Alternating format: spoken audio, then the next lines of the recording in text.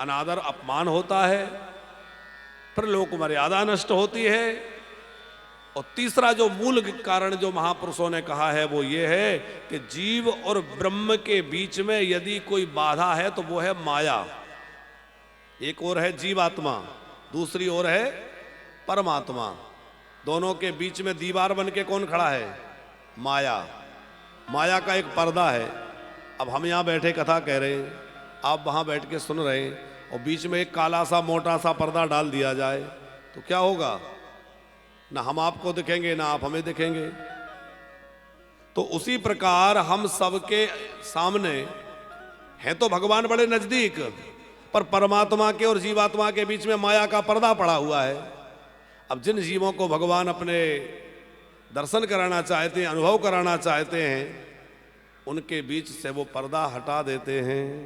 तो एक तरह से उन जीवों के उस माया रूपी आवरण का हरण ही चीरहरण है, ना कि वो कोई सामान्य वस्त्र का हरण है। माया रूपी आवरण को प्रभु ने हटाया है। फिर आप कहेंगे कि वापस तो लौटा दिए, श्री कृष्ण ने वो वस्त्र वापस दे दिए, तो जब माया हटा दी तो वापस क्यों दिया? तो एक महापुरुष बड़ा अच्छा उदाहरण दे रहे थे शर्मा जी।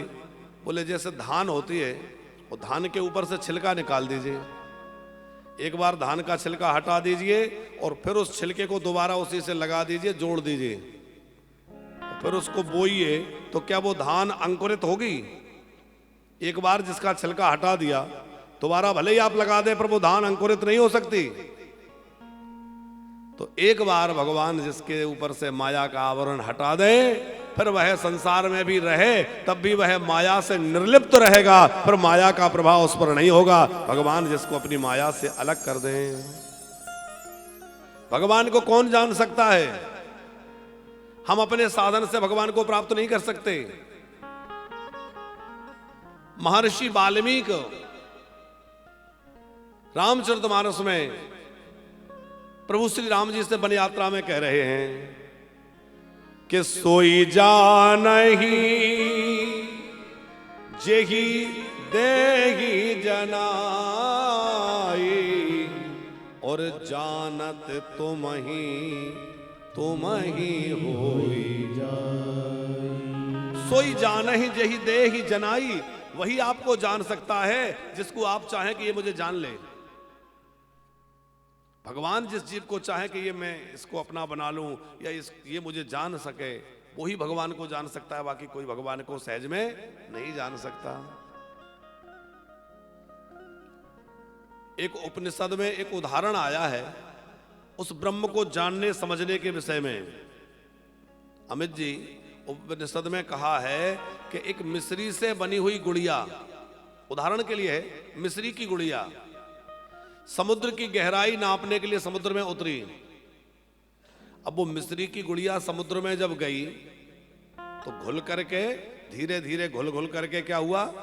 समुद्र में मिल गई। तो गहराई नापने गई थी और क्या हुआ? बोले समुद्र में ही विलीन हो गई। उसी प्रकार जो उस ब्रह्म को जानने के लिए जाता है वह उसी में मिलकर के उन्हीं के स्वरूप को प्राप्त कर लेता है। ब्रह्मविद ब्रह्मैव भवति, उसी को कहा जाता है। ब्रह्म को प्राप्त कर लेता है, उसी में मिल जाता है, उसी में घुल जाता है, उसी में लय हो जाता है।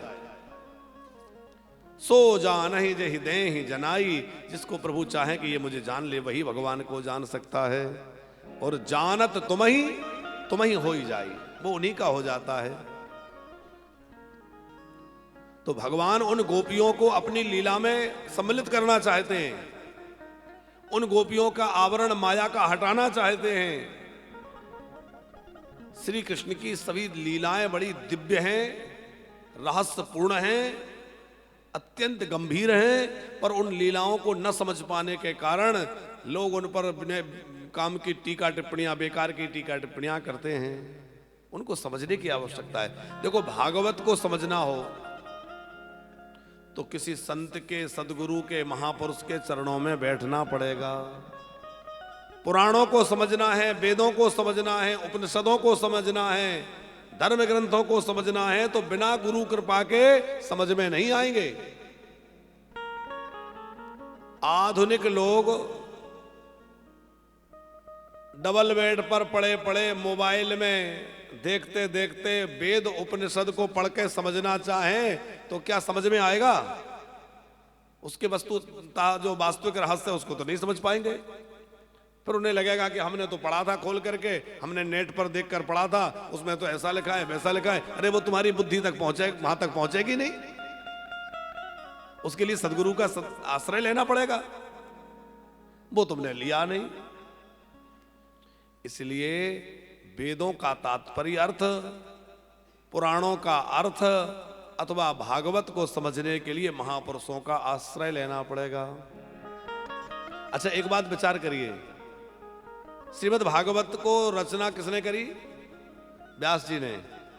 जब सुखदेव जी कथा सुना रहे थे तो सब महात्मा वहां बैठे थे, उनमें व्यास जी भी कथा सुनने बैठे थे। व्यास जी भी सुन रहे थे कि नहीं? अब आप विचार करिए कि जिसने लिखी है उसको सुनने की क्या आवश्यकता है? व्यास जी से किसी ने पूछा आप क्यों सुन रहे? व्यास जी बोले मैंने लिख तो दिया, लेकिन भागवत के सही तात्पर्य अर्थ को किसी महापुरुष के द्वारा ही जाना जा सकता है। भले ये सुखदेव मेरे पुत्र हैं, पर ये भगवत प्रात महापुरुष हैं, इनके द्वारा मैं भी भागवत तत्व को जानने के लिए सुनने बैठा हूं। बिना गुरु कृपा के समझ में नहीं आएगा। तो श्री कृष्ण की जो लीलाएं हैं, चाहे वो श्री राधा कृष्ण की लीलाएं हो, चाहे गोपी कृष्ण की लीलाएं हो, चाहे महारास की लीला हो, चाहे चीरहरण की लीला हो, इनकी गंभीरता, इनके विषय को समझने की आवश्यकता है। गोवर्धन लीला हुई, इंद्र को पश्चाताप हुआ, इंद्र को बड़ी लज्जा हुई, क्षमा मांगने के लिए इंद्र आया। इंद्र ने भगवान से क्षमा याचना की और उसके बाद इंद्र अपने स्थान को गया, भगवान ने इंद्र को क्षमा किया है।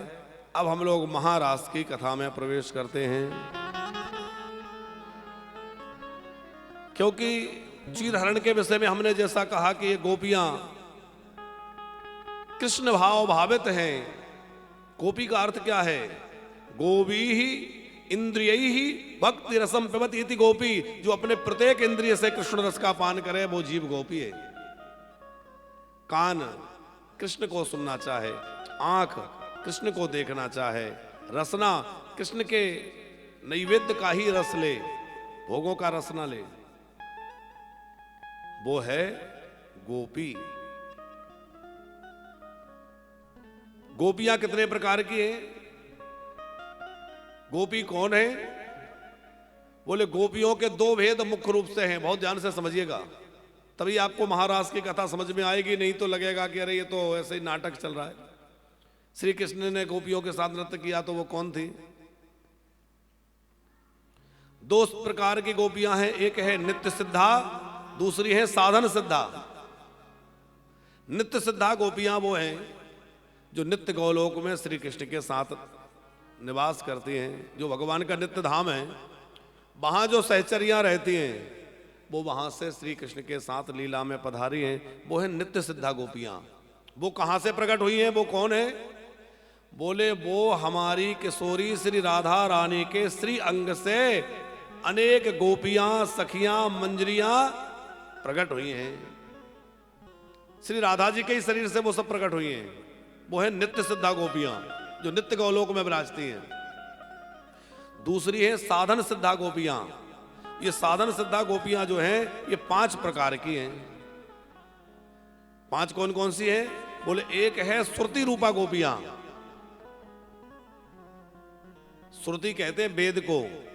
वेदों की ऋचाएं भगवान का वर्णन करते करते थक गई, जब यथार्थ बोध न कर सकी, उस तत्व को न जान सकी, नयति नयति कह करके रह गई, तो वह वेद की ऋचाएं इस ब्रजमंडल में गोपी बन करके आई और श्री कृष्ण को प्राप्त करने के लिए वो गोपी बन गई।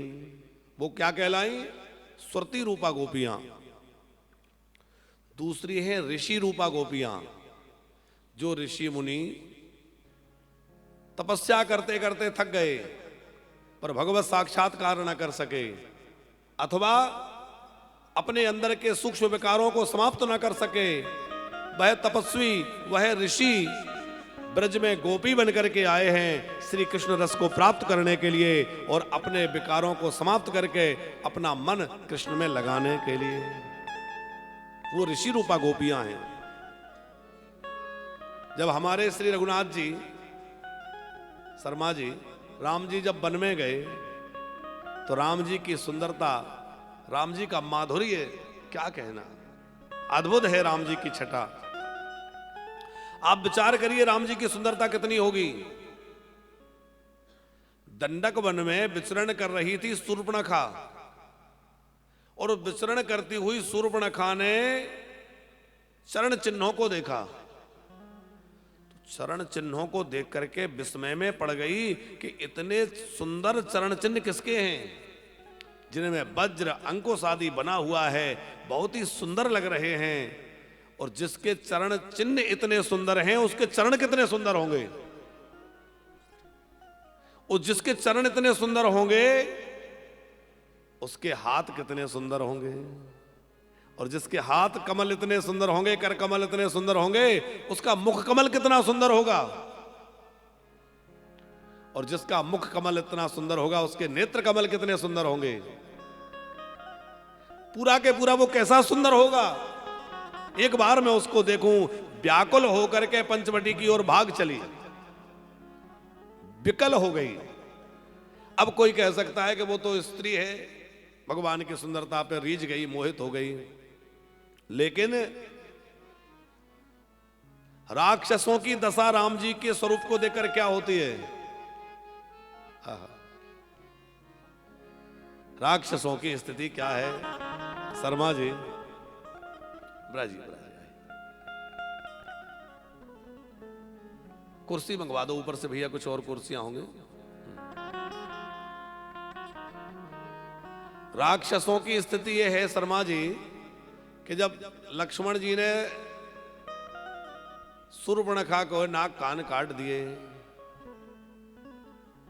वो रोती हुई अपने भाइयों के पास गई। खर और दूषण 14,000 राक्षसों की सेना लेकर के, बड़ी विशाल सेना लेकर के, और खर और दूषण पंचवटी की ओर आए। राम जी ने लक्ष्मण जी को कहा कि तुम जानकी को लेकर जाओ और कहीं गुफा में इनको ले जाओ, मैं इन निशाचरों का नाश करता हूं।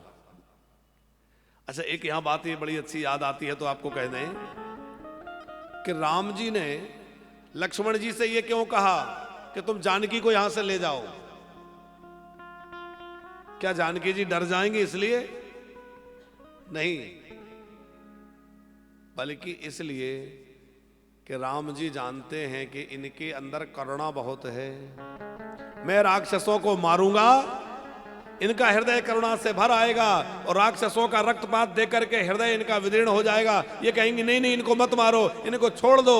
और जैसा जयंत, जो इंद्रपुत्र जयंत के विषय में इन्होंने दलीलें देकर के उसको छुड़वा दिया, वो कथा आप लोगों ने सुनी है? कितने लोगों ने सुनी है जयंत वाली कथा? सबने सुनी है। जयंत को कौए के रूप में जब वो आया तो राम जी मारना चाहते थे, पर जानकी जी ने कहा नहीं नहीं, इसको मत मारिए, ये बहुत छोटा है, बच्चा है, गलती हो गई। ऐसी ऐसी दलीलें दी कि आखिर राम जी को छोड़ना पड़ा।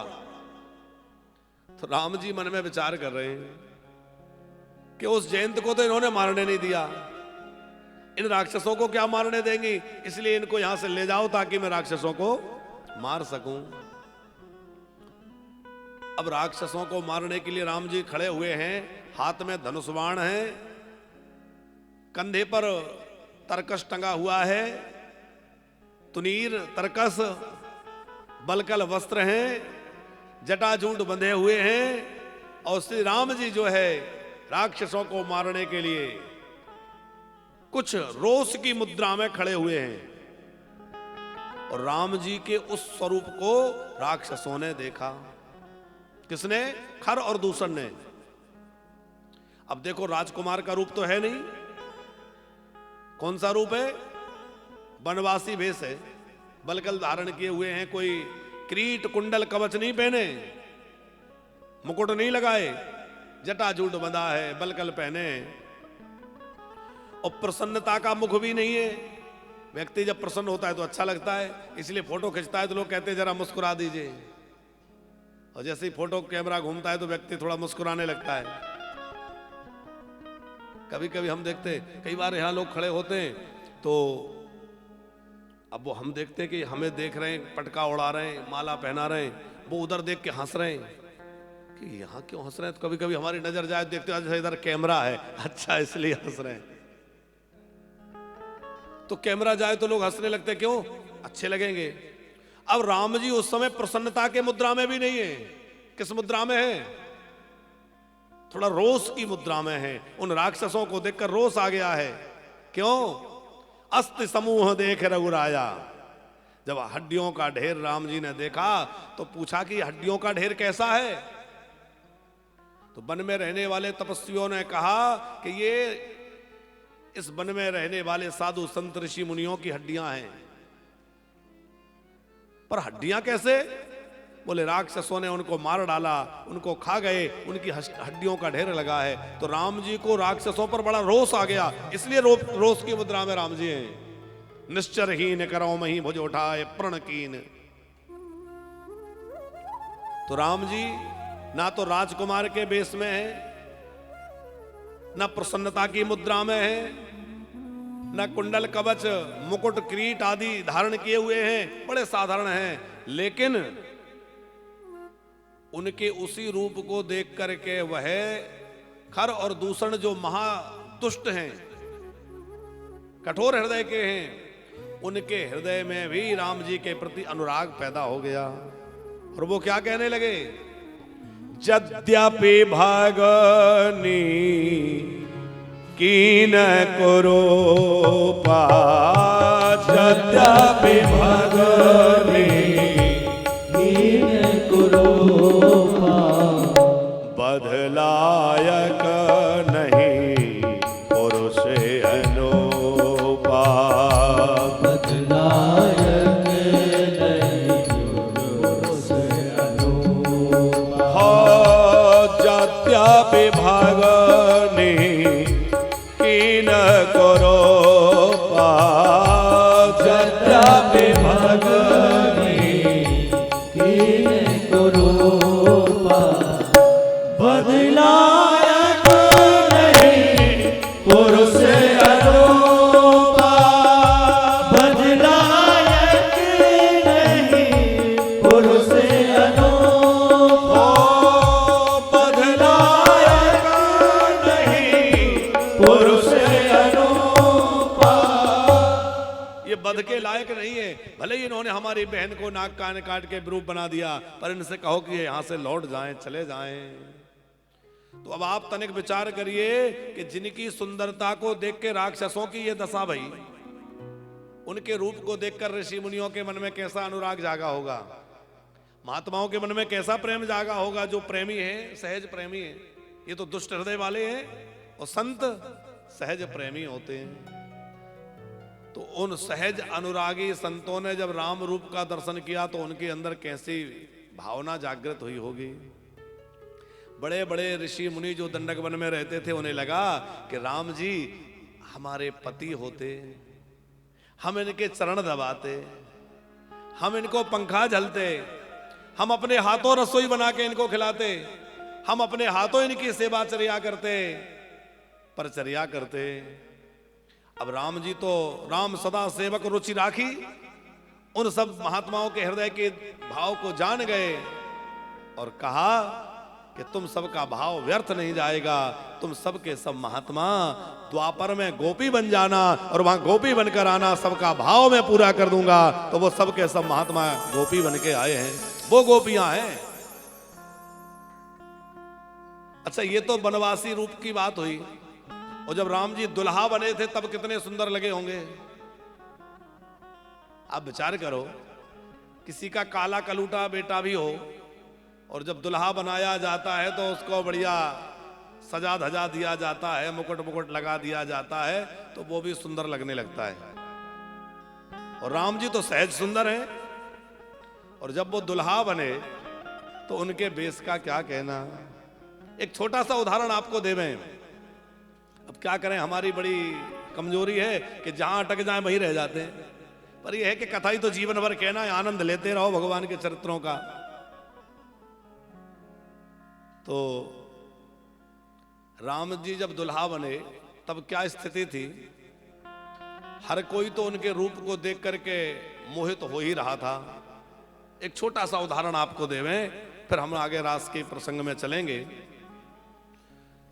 महाराज दशरथ और उनका समाज भोजन करने के लिए बैठा हुआ था। और कई जगह परंपरा होती है कि जब विवाह के अवसर पर समधी भोजन करें तो गालियां गाई जाती हैं। आप लोगों के यहां होता है कि नहीं ऐसा?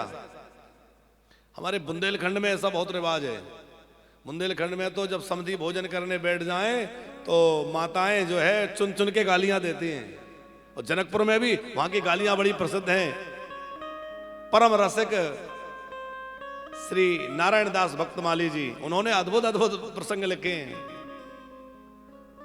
तो महाराज दशरथ भोजन कर रहे हैं, सब समाज भोजन कर रहा है और अट्टालिकाओं पर चढ़ करके स्त्रियां गालियां दे रही हैं। लेकिन वहां एक बड़ा आश्चर्य हुआ। क्या आश्चर्य हुआ?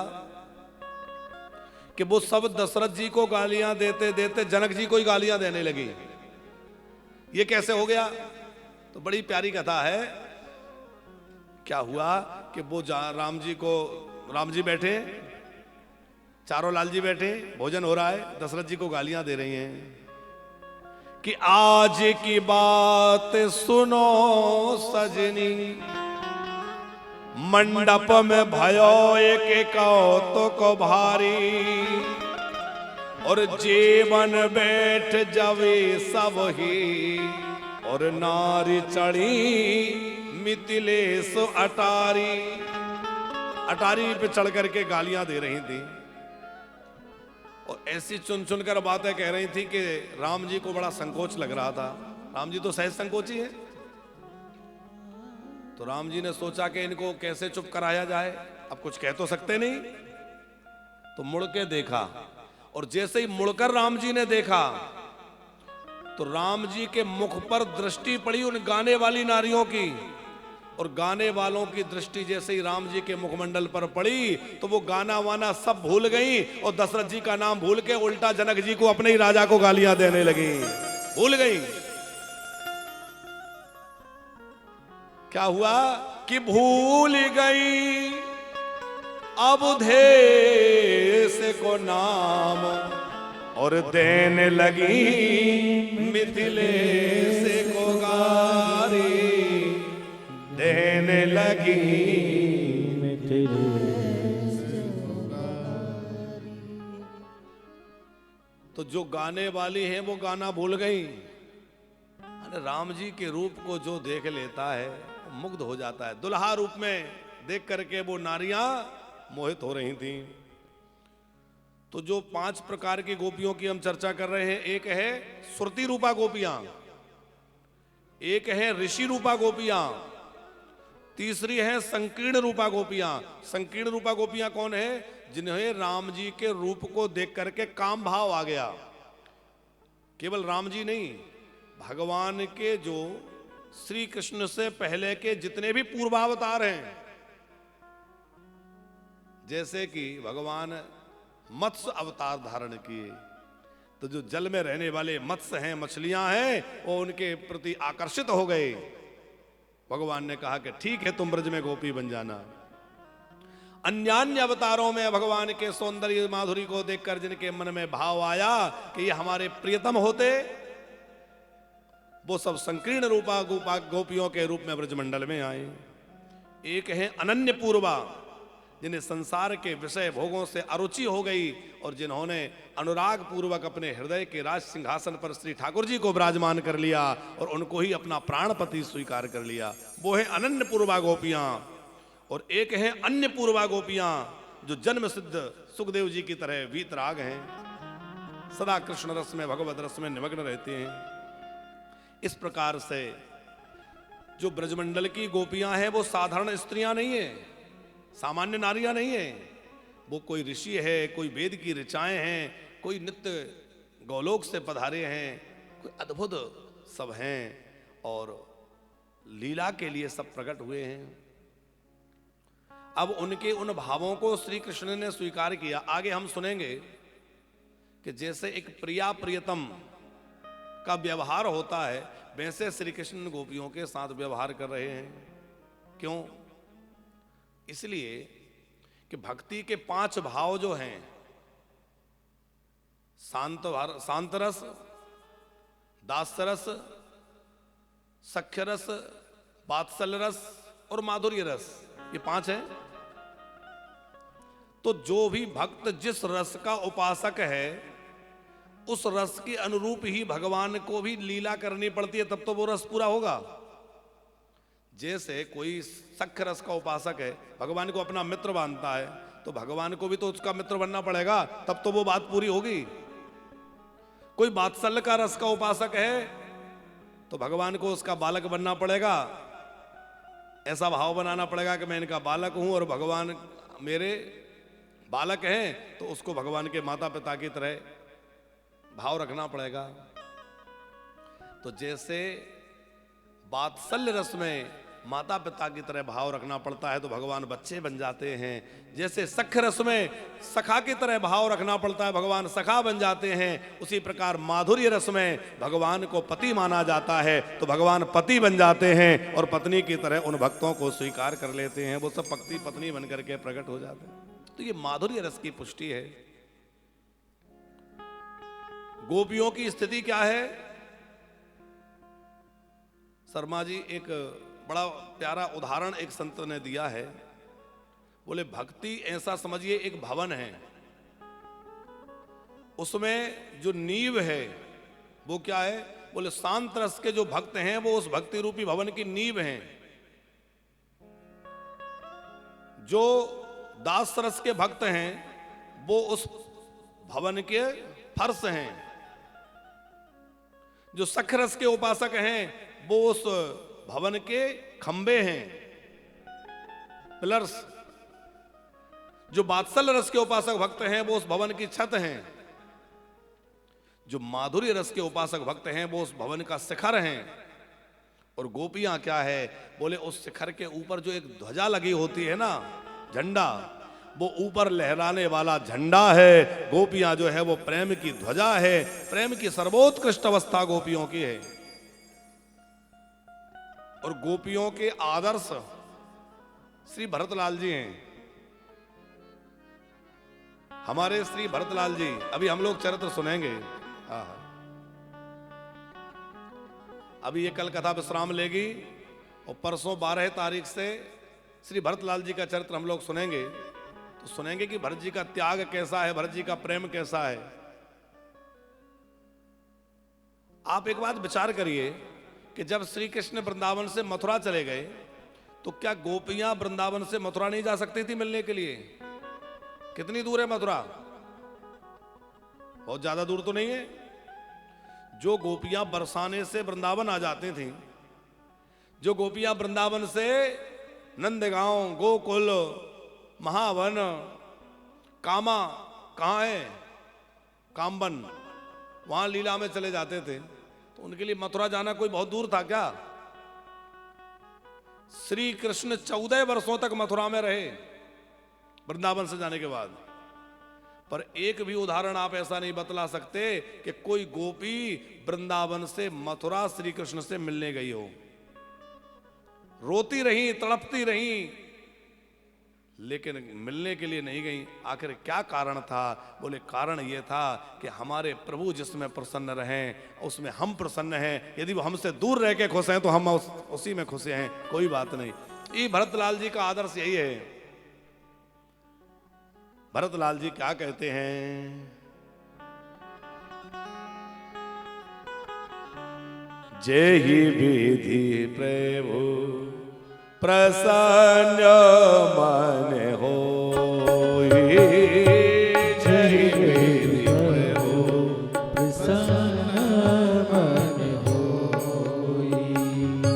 करुणा सागर कीजिए सोई, करुणा सागर कीजिए सोई।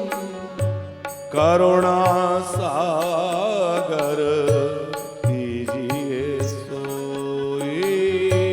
करुणा सागर दिए सोई।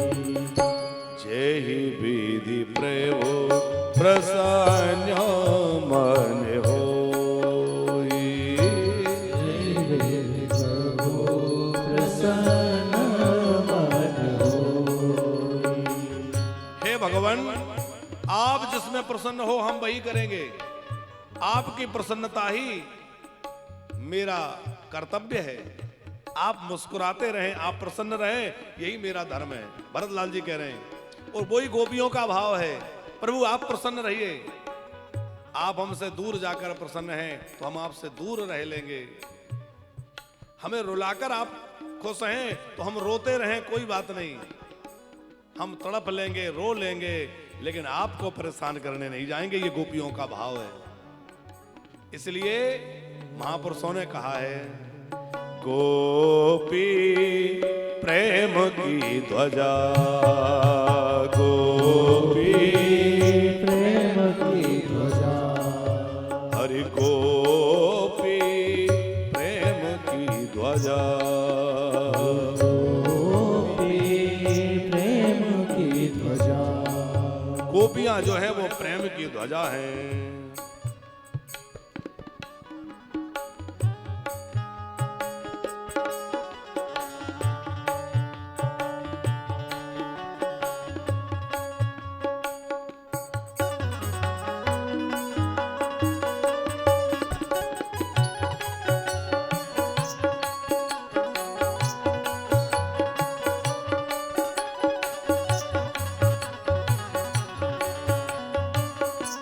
जिन गोपाल कियो बस अपने, जिन गोपाल कियो बस अपने, और धरी श्याम भुजा,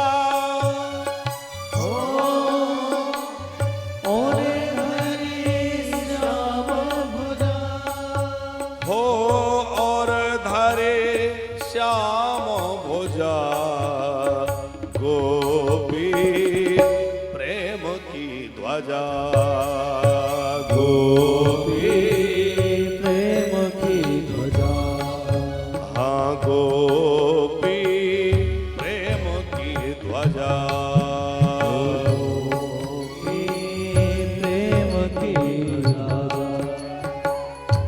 सुख मोनि व्यास प्रशंसा कीनी, सुख मोनि व्यास प्रशंसा कीनी, सुख मोनि व्यास प्रशंसा कीनी, सुख मोनि व्यास प्रशंसा कीनी, सुख मोनि व्यास प्रशंसा कीनी, सुख मोनि व्यास प्रशंसा कीनी, हो सुख मोनि व्यास प्रशंसा कीनी, हो उद्धव तो सिरानी, उद्धव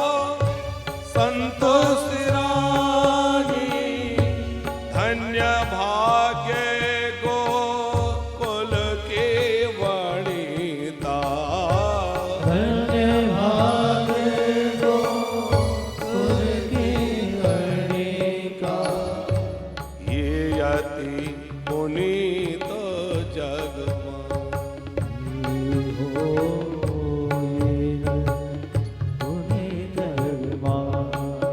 हरि गोपी प्रेम की ध्वजा, गोपी प्रेम की ध्वजा। गोपियां जो है वह प्रेम की सर्वोत्कृष्ट स्थिति को प्राप्त प्रेम की ध्वजा है। ब्रज के महान रसिक श्री परमानंद दास जी का यह भाव है। वो कहते हैं, अति पुनीत जग माही, गोपियों जैसा पावनता का भाव किसमें होगा। कैसा भाव गोपियों का है, जिन गोपाल कियो बस अपने, जिन्होंने अनंत कोटि ब्रह्मांड नायक परात्पर सर्वेश्वर भगवान परम स्वतंत्र श्री ठाकुर जी को अपने बस में कर लिया। जिन गोपाल कियो बस अपने और धरि श्याम भुजा, कि गोपी प्रेम की ध्वजा। गोपी प्रेम की ध्वजा, गोपी प्रेम की ध्वजा। कहा भयो जो विप्र कुल जनेम्यो, कहा भयो विप्र कुल जनेम्यो। हरि कर सेवा नाही, हरि कर सेवा नाही। कोई ऊंचे कुल में जन्म ले ले, लेकिन उसने भगवान की सेवा नहीं की, भगवान की कथा नहीं सुनी, भगवान से प्रेम नहीं किया, तो उसका उच्च कुल में जन्म लेना निरर्थक है। क्या कह रहे हैं श्री परमानंद दास जी? सोई पुनीत दास परमानंद, सोई पुनीत दास परमानंद। जो हरि सन मोख जाहि, जो हरि सन मुख जाहि। हाँ, जो हरि सन मोख जाहि। गोपी प्रेम की ध्वजा, गोपी प्रेम की ध्वजा।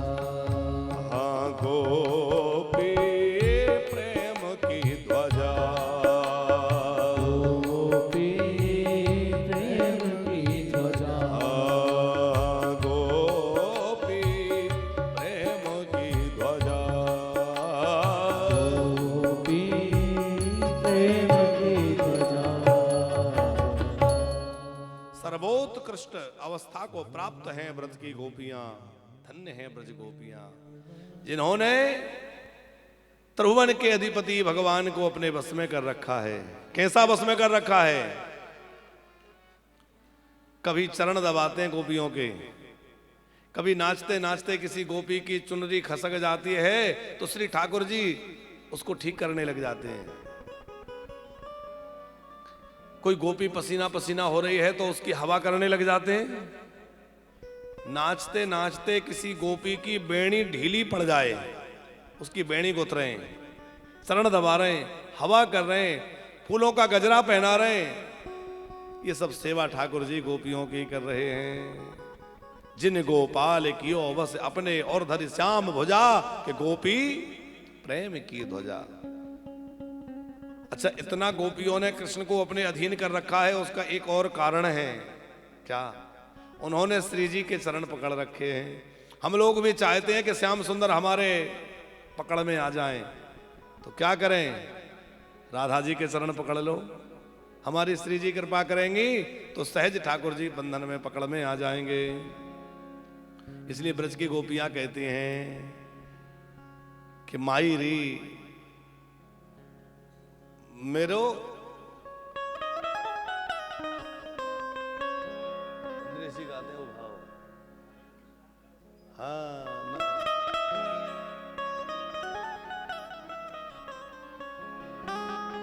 श्याम लगोई संग डोल, ये नहीं वो भाव जो है ना। आहा, क्या श्यामा जो को राज, हमारे माई श्यामा जो को राज। हमारी माई श्यामा जो को राज। हमारे माई श्यामा जो को राज। यह जोड़ी अभी चल वृंदावन, यह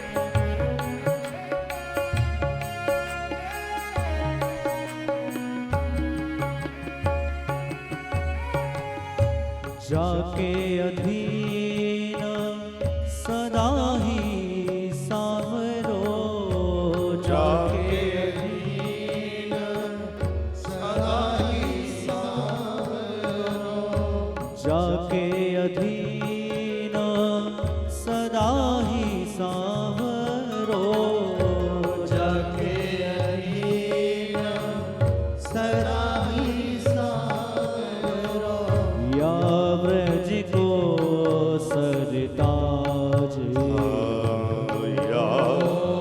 या व्रज को सरताज, हमारे माई श्यामा जो को राज, हमारी माई श्यामा जो को राज।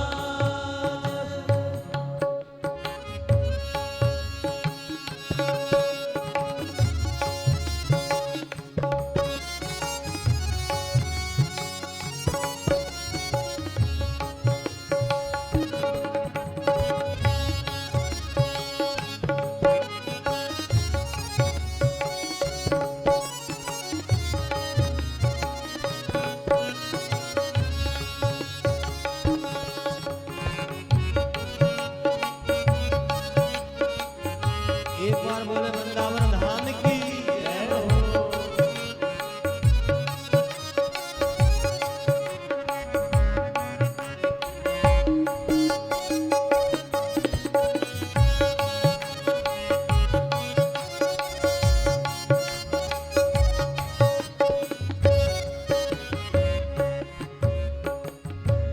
विठ्ठल विपुल बिहारण केवल, विठ्ठल विपुल बिहारण केवल, श्री विठ्ठल विपुल बिहारण केवल, विठ्ठल विपुल बिहारण केवल, दिन जलधर जो गाज, ओ दिन जलधर जो गाज, हमारे माई श्यामा जो को राज, हमारे माई श्यामा जो को राज, हमारे माई श्यामा जो को राज,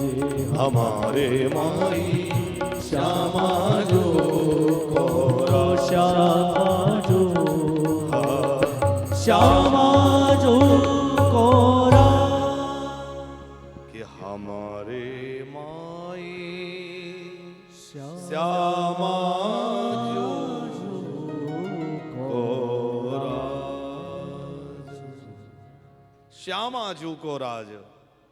श्यामा जो श्री स्वामिनी जी किशोरी जी के शरण में जो आ गया, ठाकुर जी की कृपा उसको प्राप्त हो ही जाएगी।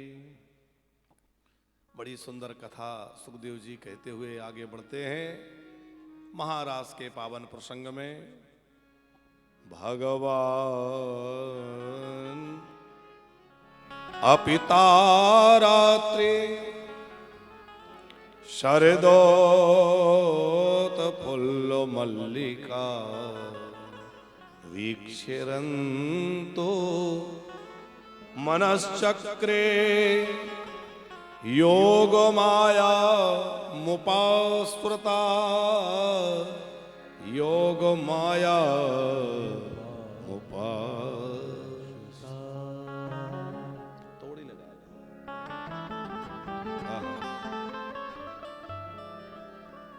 भगवान पिता रात्रि शरदोत फुल्ल मल्लिका वीक्षरन्तु मनश्चक्रे योग माया मुपास्फुरता। महारास के प्रकरण का आरंभ भगवान शब्द से हुआ है। ये एक संकेत सुखदेव जी का है कि जो गोपियों के साथ नाचता हुआ दिख रहा है वह कोई साधारण व्यक्ति नहीं है।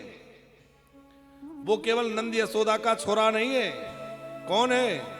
वो भगवान है। भगवान मतलब जो षड ऐश्वर्य संपन्न है, जिसमें पूर्ण वैराग्य, पूर्ण ज्ञान, पूर्ण श्री विद्यमान है, वह परम ब्रह्म परमात्मा नाच रहा है। इस बात को नहीं भूलना है। देखो, आप भगवान को अपना मित्र माने, पुत्र माने, जो भी आपका भाव हो भगवान से संबंध जोड़ सकते हैं, लेकिन उस संबंध के निर्वाह के साथ साथ ये नहीं भूलना है कि वो परमात्मा है। आजकल एक परंपरा चल पड़ी है, माताएं जो है ठाकुर जी को डलिया में लेकर के पूरी गलियों में डोलती हैं। हम तो उनको अपना लाला समझते हैं। कभी बिस्कुट खिला रही है, कभी पेप्सी पिला रही है, चॉकलेट रख रही है। हमारा तो लाला है।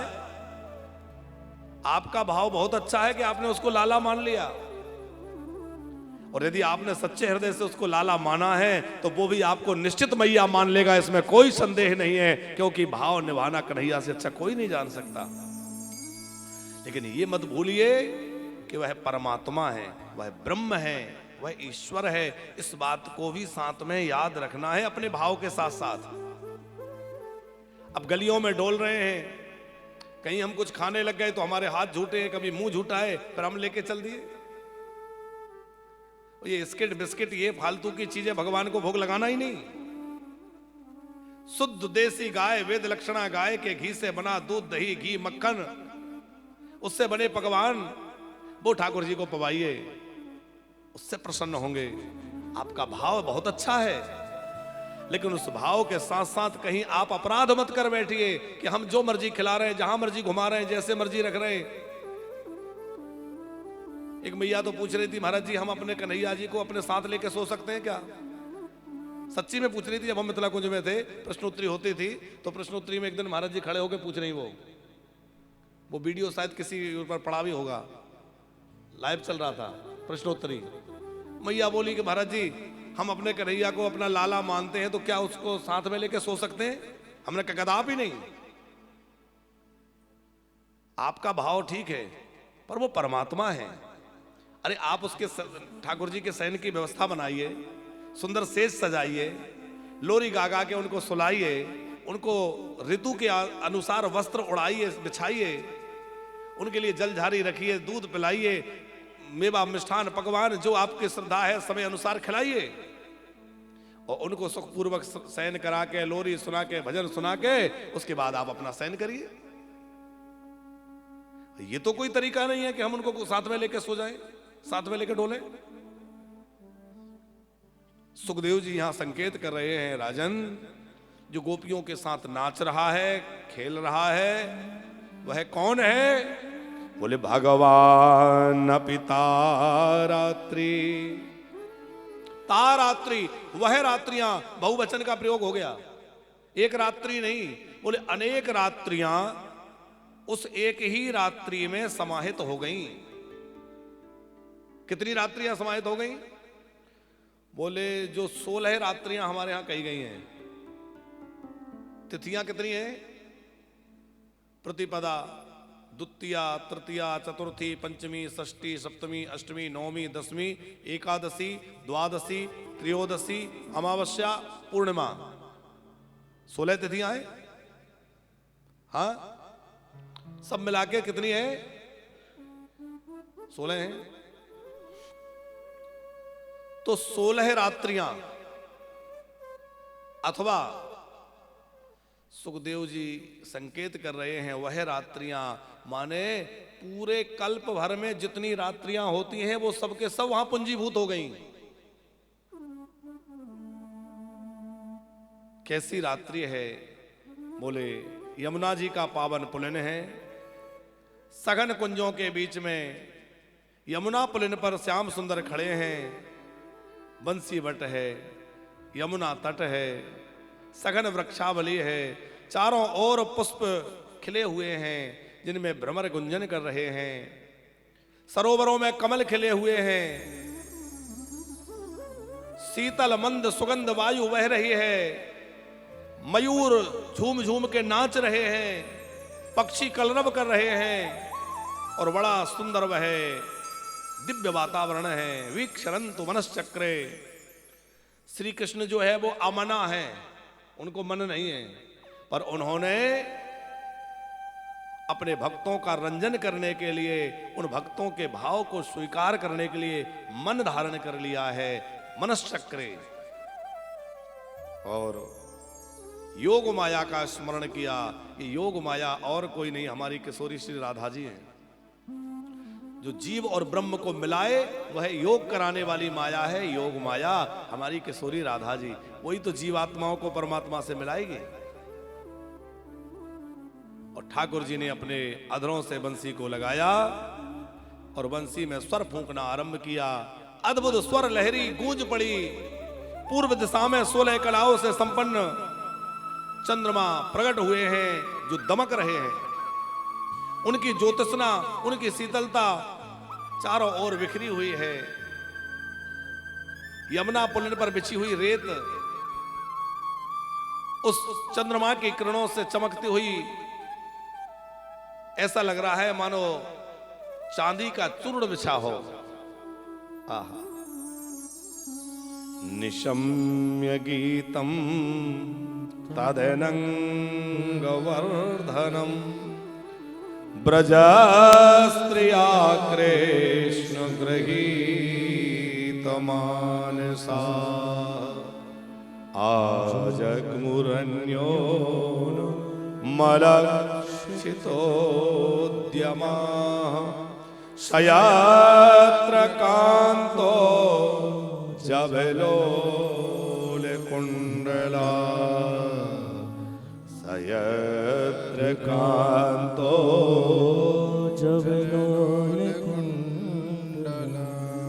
जब श्याम सुंदर ने बंसी बजाई, वह अनंग का वर्धन करने वाली, उस बांसुरी को सुनने वालों के हृदय में प्रेम रस का प्रवाह हो जाए ऐसी मधुर बंसी ब्रज की गोपियों ने श्रवण की।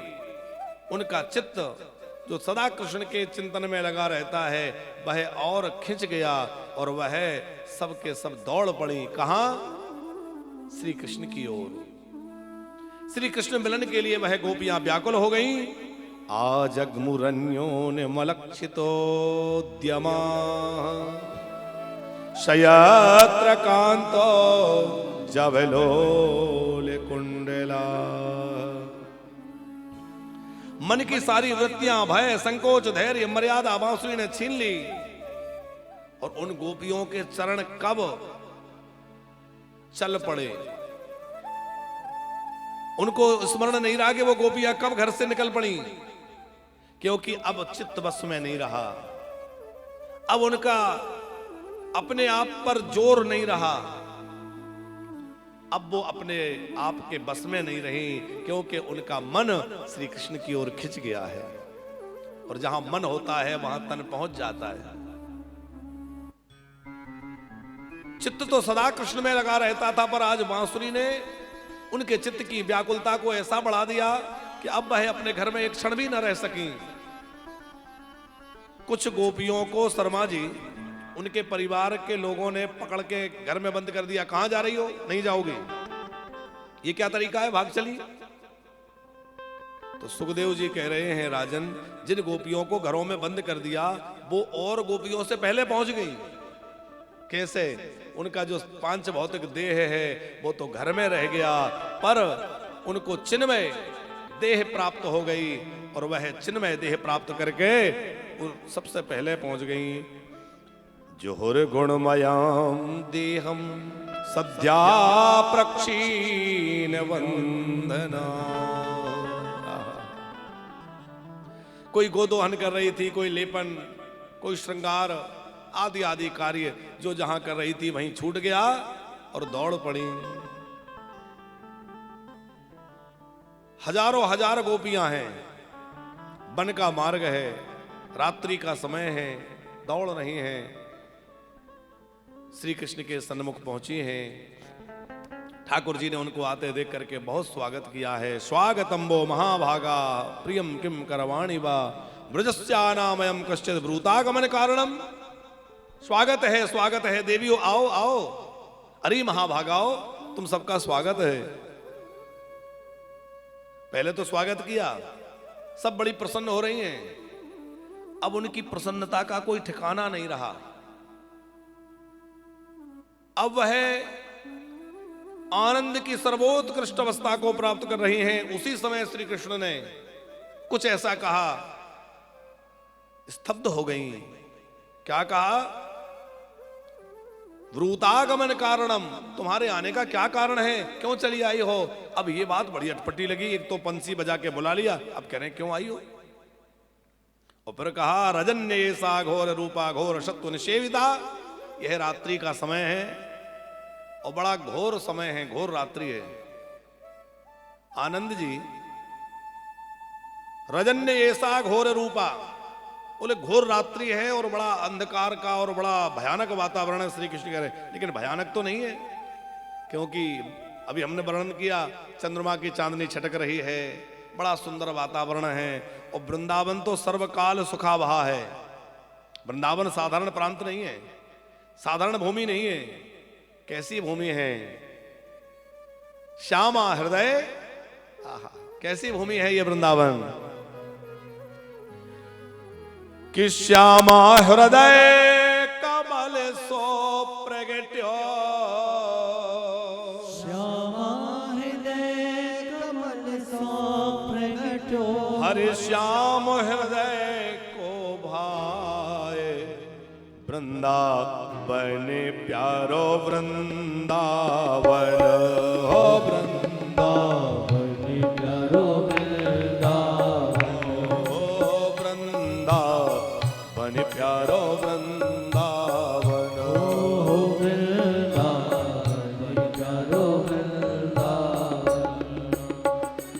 ओ श्यामा हृदय कमल सो प्रगट्यो, ओ श्यामा हृदय कमल सो प्रगट्यो, श्यामा हृदय कमल सो प्रगट्यो, ओ श्याम हृदय को भाए वृंदावन प्यारो वृंदावन हो वृंदावन प्यारो वृंदावन, वृंदावन प्यारो वृंदावन।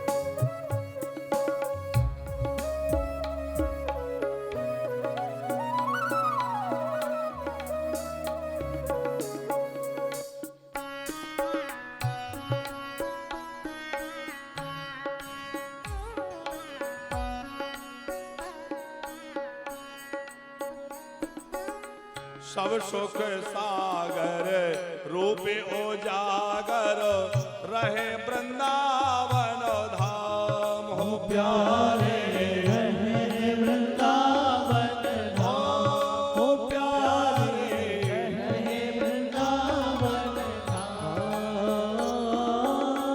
रूपी गोस्वामी प्रगट कियो जहां, रूपी गोस्वामी प्रगट कियो जहां, ओ रूपी गोस्वामी प्रगट कियो जहां, रूपी गोस्वामी प्रगट कियो जहां। ओ गोविंद रूप निधान ओ वृंदावन प्यारो वृंदावन, वृंदावन प्यारो वृंदावन।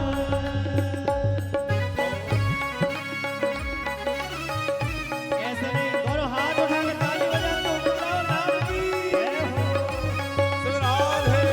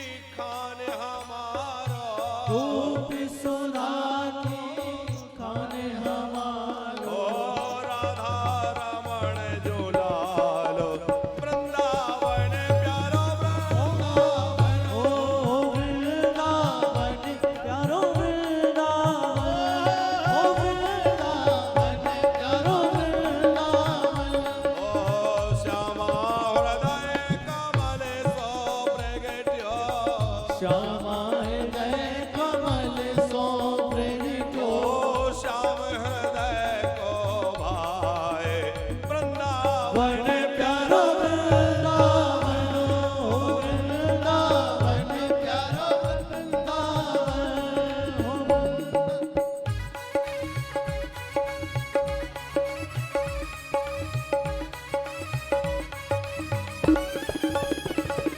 श्री राधे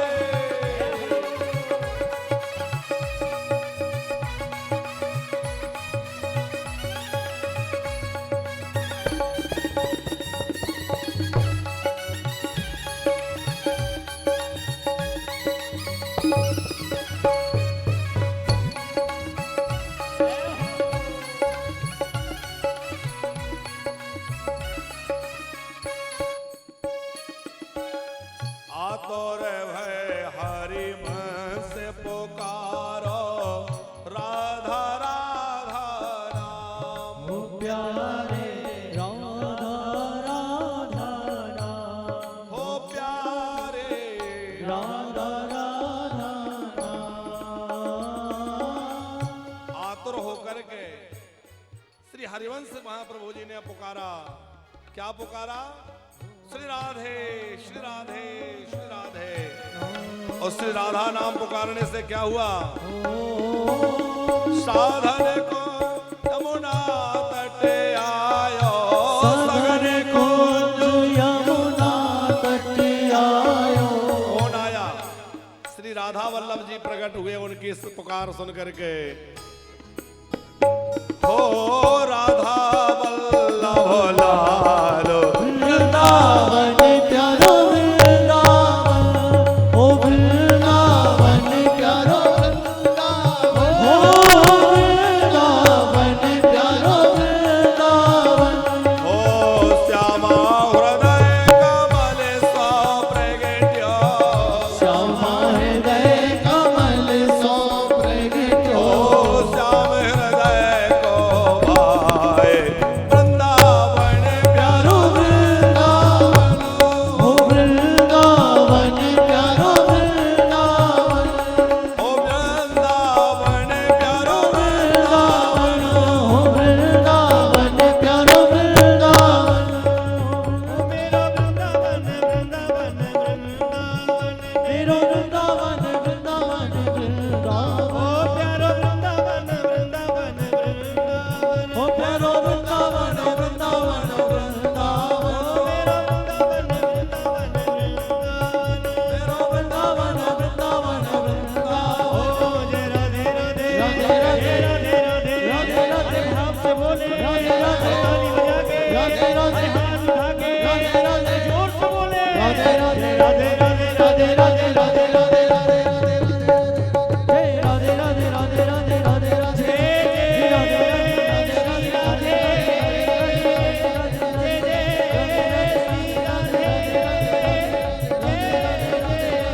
श्री राधे